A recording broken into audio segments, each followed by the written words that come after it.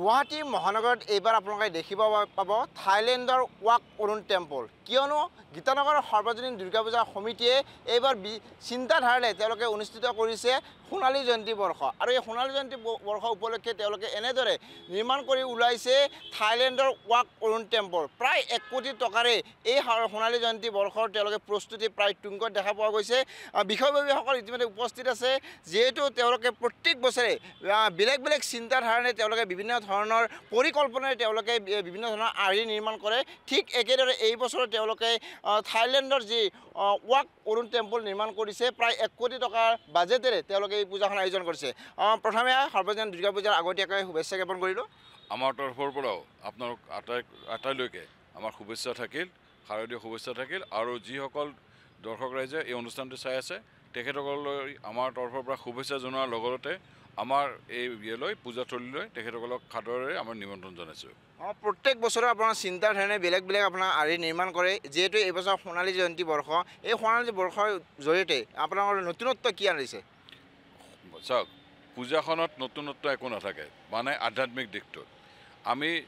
যেনেকৈ এজন মানুহে কাপোৰ এযোৰ পিন্ধি আছোঁ মানুহটো চেঞ্জ নহয় কাপোৰৰ বাহিৰৰ চাৰাউণ্ডিংটোহে চেঞ্জ হয় সেই হিচাপে আমি পূজাখনত আধ্যাত্মিক দিশটো আগত যেনেকৈ আছে আমাৰ পূৰ্বসূৰীসকলে যি কৰিছিলে তেওঁলোকে কষ্ট স্বীকাৰ কৰি আজি আমাক এই 50 বছৰ পাতিবলৈ বা এই পূজাখন এই অৱস্থালৈকে লৈ গৈছে জ্যেষ্ঠসকলেও আমি সেই তেখেতসকলৰ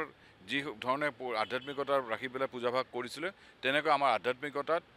মানে 1% কম্প্ৰমাইজ নহয় কিন্তু যেহেতু আধুনিকতাৰ যুগ গতিকে আধুনিকতাত সদায় লাইট হওক পেণ্ডেলত কিবা হওক চমক থাকে সেইটো আমাৰ বাহ্যিকতা সেই বাহ্যিকতাত আমি এইবাৰ বনাইছোঁ ৱাক অৰুণ টেম্পল যিটো আপোনাৰ থাইলেণ্ডৰ বেংককত আছে এইটো এটা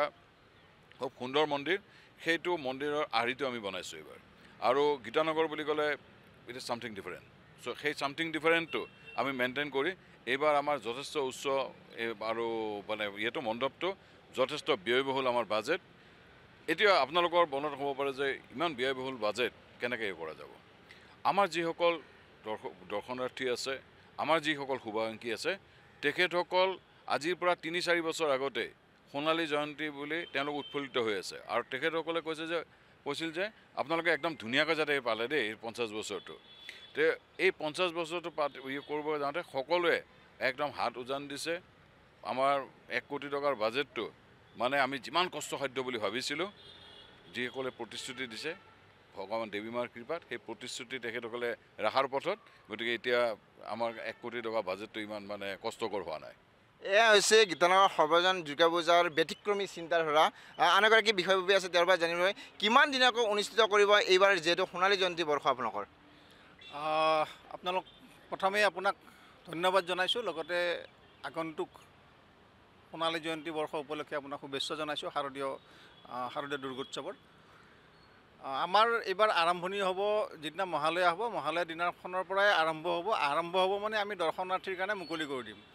তো মহালয়া দিনাখনৰ পৰা আমাৰ ইয়াত মানে দৰ্শনাৰ্থী আহিব পাৰিব ভক্তপ্ৰাণ ৰাইজে আমাৰ ইয়াত আহি তেওঁলোকে আমাৰ মা দেৱীৰ মানে দৰ্শন কৰিব পাৰিব তাৰোপৰি আমাৰ ইয়াতে এইবাৰ আমি এনে আগে পিছে আমি দশমীৰ দিনাখনে আমি বিসৰ্জন দিওঁ কিন্তু এইবাৰ আমি দশমীৰ দিনাখনো আমাৰ অনুষ্ঠান থাকিব দশমীৰ দিনাখনো আমি সাংস্কৃতিক অনুষ্ঠান ইয়াতে আমি আয়োজন কৰাৰ আমি চিন্তা চৰ্চা কৰিছোঁ সিদ্ধান্ত কৰিছোঁ তো দশমীৰ দিনাও আমাৰ ইয়াত থাকিব তো মহালয়াৰ দিনাখনৰ পৰা আৰম্ভ কৰি আমাৰ দশমীলৈকে ইয়াতে মানে সম্পূৰ্ণৰূপে বিভিন্ন ধৰণৰ সাংস্কৃতিক অনুষ্ঠানেই হওক বা নাম প্ৰতিযোগিতাই হওক এনেকুৱা ধৰণৰ বিভিন্ন ধৰণৰ সাংস্কৃতিক অনুষ্ঠান বা আমাৰ মানে ধৰ্মীয় ৰীতি নীতি অনুসৰি যিখিনি অনুষ্ঠান থাকে সেই অনুষ্ঠানবিলাক আমি ইয়াতে পালন কৰাৰ সিদ্ধান্ত লৈছোঁ নিশ্চিতভাৱে আন দ্বাৰা আৰু আহিছোঁ যিহেতু দেখা পোৱা গৈছে যে অতি উচ্চ টেম্পল আপোনালোকে নিৰ্মাণ কৰিছে বা যিটো প্ৰতিমূৰ্তিটো আপুনি নিৰ্মাণ কৰিছে এই যিবোৰ কৰ্মতে নিয়োজিত হৈ আছে তেওঁলোক ক'ৰ মানুহ আমি একচুৱেলি থলুৱা শিল্পীৰ দ্বাৰাই কৰোঁ আৰু এইবাৰ কিন্তু 50 বছৰ গতিকে পূজাও ব্যতিক্ৰম আমাৰ অকণমান আমি মানে তাতকৈ ব্যতিক্ৰমী চিন্তাধাৰাদি কৰিব লগা হোৱাৰ কাৰণে আমি কোচবিহাৰৰ পৰা মণ্ডপটো নিৰ্মাণ কৰাৰ কাৰণে আমাৰ অনা গৈছে শিল্পী অনা গৈছে কিন্তু তেখেতসকলৰ লগত যিসকলে কাম কৰিছে সেইখিনি আমাৰ থলুৱা শিল্পী আৰু প্ৰতিমা আমাৰ স্থানীয়ভাৱে বনাই থকা হৈছে আগতেও বনাওঁ আমাৰ কাপোৰ কানিবিলাক দেৱীৰ সদায় মাটিৰে নিৰ্মিত এইবাৰো সেইটো আমি পলিউশ্যনটো যাতে নহয় তাৰ কাৰণে আমি আমাৰ ফালৰ পৰা এটা প্ৰচেষ্টা সদায় আমি অক্ষুণ্ণ ৰাখিছোঁ আৰু এইবাৰো সেই পৰম্পৰা আমি ৰক্ষা কৰি পেলাই গোটেইখিনি ইয়াত শিল্পী লাইট হওক আমি থলুৱা শিল্পী কৰিছোঁ। নিশ্চয় আন একাৰে বিষয়ববীয়া আছে তেওঁৰ পৰা জানিব চেষ্টা কৰিম। যিহেতু দেখা পোৱা গৈছে অতি সুন্দৰভাৱে নিৰ্মাণ কৰিছে, প্ৰশাসনৰ কিছুমান নিয়ম নীতি থাকিব, সম্পূৰ্ণ নিয়ম নীতিৰে আপোনালোকে এই পূজাবোৰ আগুৱাই নিয়াৰ চেষ্টা কৰিছে। চাওক, এইটো বস্তু হৈছে কি প্ৰশাসনে আমাক দিয়ে যে CC কেমেৰা ইমান লগাওক, এইটো এটা জেনেৰেলাইজ জেট দিয়ে। এতিয়া আমাৰ ফিল্ডখন যথেষ্ট ডাঙৰ, আমাৰ এইখনত আপোনাৰ ধৰক CC কেমেৰা হয়তো সেইটো কম হ'ব পাৰে, আমাৰ থানাৰ পৰাও কৈ দিয়ে যে আপোনালোকে এক্সট্ৰা লগাওক, আৰু আমি নিজেও আমি প্ৰত্যেকটো কোণা যাতে কভাৰ হয় ভালকৈ, সেইকাৰণে আমি CC কেমেৰা যথেষ্ট লগাওঁ। যথেষ্টখিনি আমাৰ পুলিচ প্ৰশাসনে আমাক সহায় কৰে, মানে ইয়াত ছিকিউৰিটি পাৰপাজত। আমাৰ নিজস্ব বিষয়ববীয়াসকল আমি সচেতনতাৰে আমি যথেষ্টখিনি দায়িত্ব পালন কৰোঁ ফিল্ডত, আৰু আমাৰ স্বেচ্ছাসেৱক যথেষ্ট থাকে, প্ৰাইভেট ছিকিউৰিটি থাকে। গতিকে আমাৰ এই ক্ষেত্ৰত নিৰাপদ আৰু আমি চাফ চিকুণতাৰ ক্ষেত্ৰত আমি যথেষ্টখিনি পদক্ষেপ লওঁ। আমাৰ এই পূজাখনক ৰাইজক আমি আকৌ এবাৰ সাদৰেৰে নিমন্ত্ৰণ জনাইছোঁ যে ইয়াত মুকলিমূৰীয়াকৈ পূজা চাব পাৰে, নিৰাপত্তাৰ দিশটো মনত আনিবই নাপায়, আৰু দেৱী মাৰ কৃপাত ভালে ভালে পূজা হৈ আহিছে আৰু হৈ যাব। কিমান দিন ধৰি কাম কৰি আছে আপোনালোকৰ এই পূজা মণ্ডপটো? প্ৰায় 1.5 মাহ হৈ গ'ল ইতিমধ্যে, গতিকে প্ৰায় 1.5 মাহ হৈ গ'ল। জুন মাহৰ পৰা আৰম্ভ হৈছে, জুনৰ মাজৰ পৰা। গতিকে যথেষ্ট কষ্ট সহকাৰে কাম চলি আছে, মাজে মাজে প্ৰতিকূল বতৰৰো হেৰি আছে, প্ৰভাৱ আছে। এতিয়া আমাৰ কাম মোটামুটি হৈ গৈছে, ইয়াৰ পিছত মানে আলংকাৰিক কামখিনি বাকী থাকিব। মণ্ডপটো কিমান উচ্চ আৰু প্ৰতিমূৰ্তিটো কিমান উচ্চ আপোনালোকে নিৰ্মাণ কৰি ওলাইছে এইবাৰ? প্ৰতিমা এইবাৰ আপোনাৰ আপুনি হয়তো দেখিছে ইতিমধ্যে আমাৰ কাম চলি আছে। প্ৰতিমাৰ কামো ইয়াতে আমি স্থানীয়ভাৱে কৰিছোঁ, কাৰণ আনা নিয়াত অসুবিধা হয় বুলিয়ে। আমাৰ এইবাৰ প্ৰতিমাখন প্ৰায় 19 ফুট মানে ওখ, আৰু মণ্ডপটো আপোনাৰ 130 ফুটৰ ওচৰা ওচৰি ওখ হ'ব। গতিকে সেই হিচাপে আমি কামত আগবাঢ়ি গৈ আছোঁ। আৰু আপুনি নিজে দেখাই পাইছে প্ৰতিমাও আমাৰ এইমাত্ৰ আমাৰ মানে প্ৰচাৰ বিভাগৰ সভাপতিয়ে কোৱাৰ নিচিনা আমাৰ মানে মোটামুটি কামখিনি শেষ হৈ গৈছে। আলংকাৰিক যিখিনি দিশ আছে সেইখিনি খালি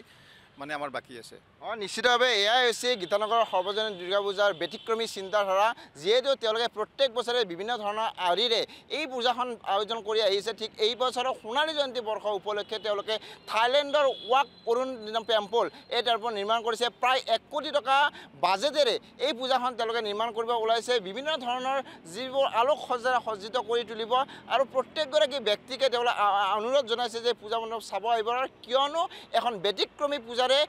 নিৰ্মাণ কৰিব ওলাইছে গীতানগৰ সৰ্বজনীন দুৰ্গা পূজা সমিতিয়ে।